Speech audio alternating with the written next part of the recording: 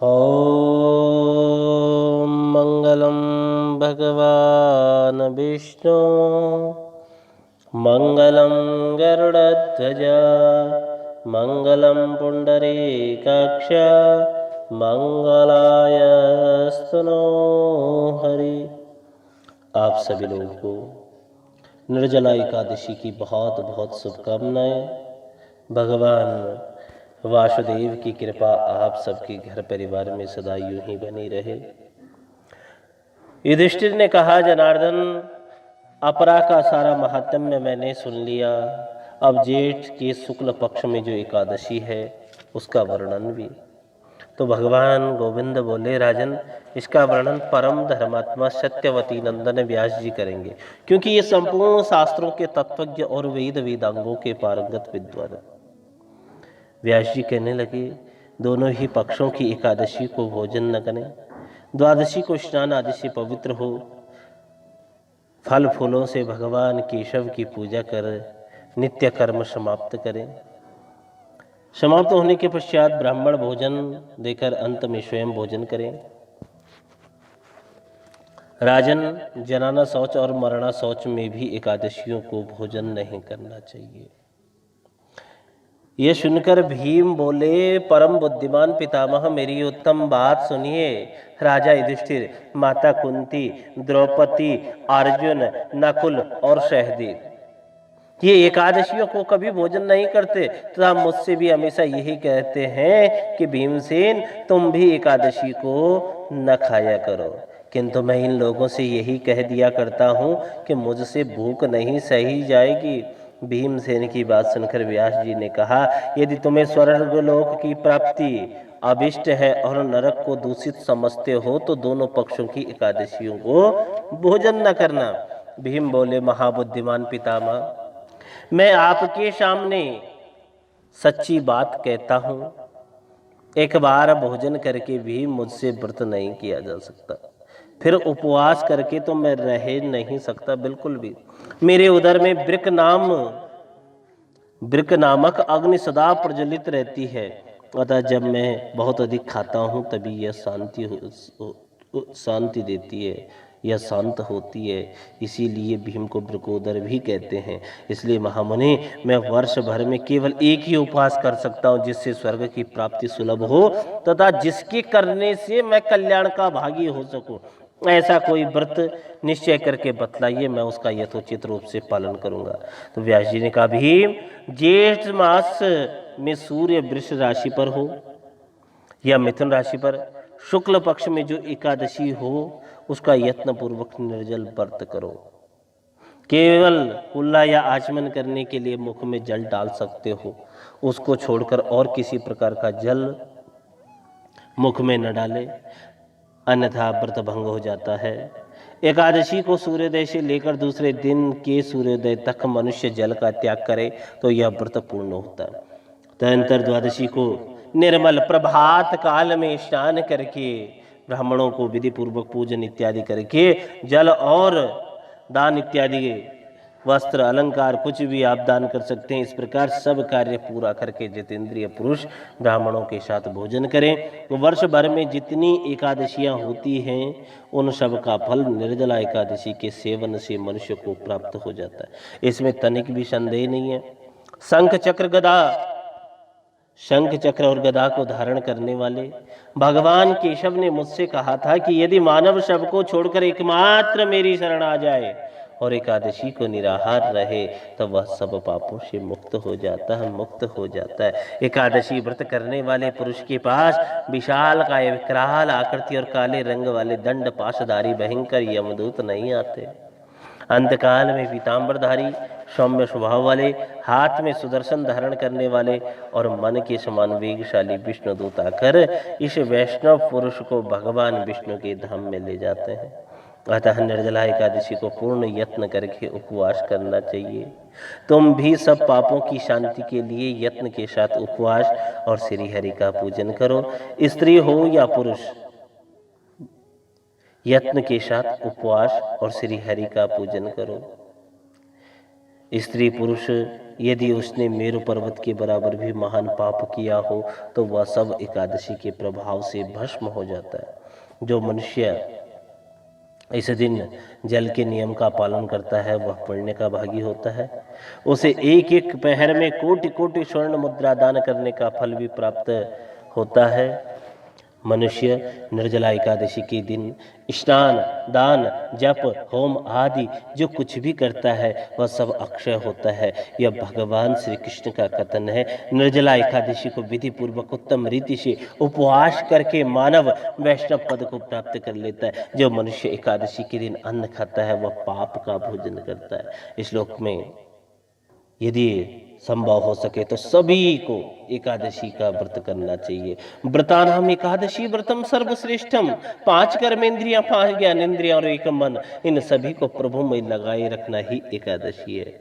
यद्यपि आज लोग एकादशी में 11 रसों को भोगते हैं, कितने 11, और उसे दिवाली का लघु रूप ही बना लेते हैं, लेकिन ऐसा नहीं करना चाहिए।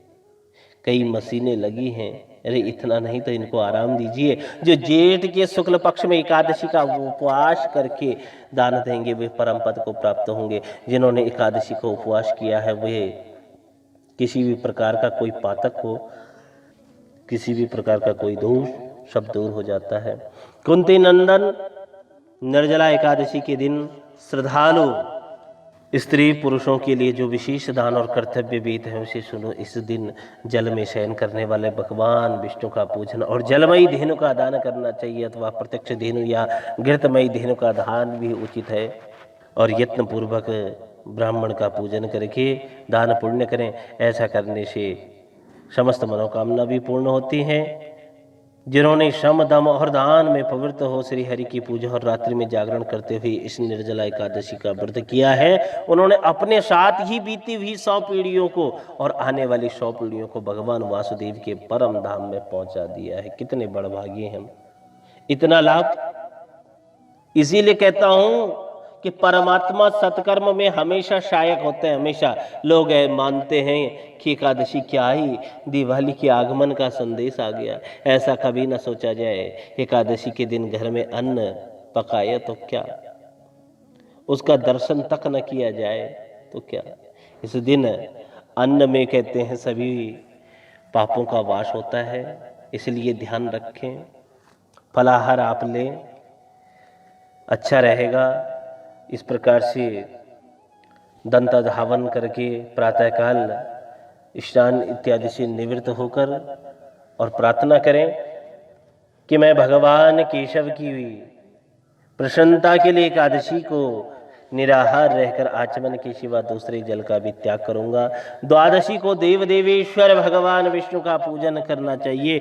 गंध, धूप, पुष्प और सुगंध वस्त्र से विधि पूर्वक पूजन करके जल का घड़ा संकल्प करते हुए इस मंत्र का उच्चारण करें और उसका दान पुण्य करें। क्या कि देव देवा ऋषिकेश संसारार्णवतारक उदकुंभ प्रदानेन नयमां परमां गतिम।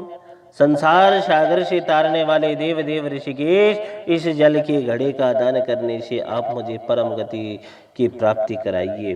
भीमसेन, ज्येष्ठ मास में शुक्ल पक्ष की जो शुभ एकादशी होती है उसका निर्जल व्रत करना चाहिए तथा उस दिन श्रेष्ठ ब्राह्मणों को इस पात्र का दान मीठे सहित दान करना चाहिए। ऐसा करने से मनुष्य भगवान विष्णु के समीप पहुंचकर आनंद का अनुभव करता है और जितना भी हो सके जिससे जो बन पाए ये आज का दिन अक्षय रहता है, दान पुण्य के लिए बहुत शुभ लाभकारी।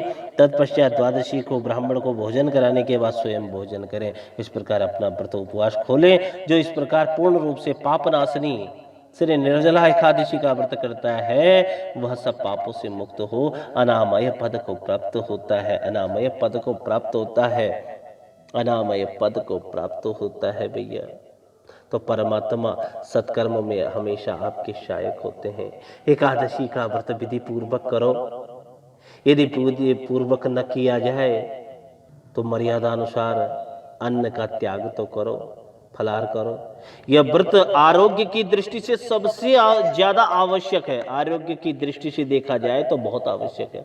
लोग आजकल डॉक्टरों का विश्वास करते हैं, किंतु हमारे ऋषि मुनियों के शब्दों का नहीं। डॉक्टर टाइफाइड कहकर 21 दिन अनशन कराए तो लोग कर लेते हैं, किंतु एकादशी को मात्र एक दिन अनशन नहीं करते। एकादशी न करने वाले को ऐसी एक साथ कई एकादशियां अनिवार्यतः करनी पड़ती हैं।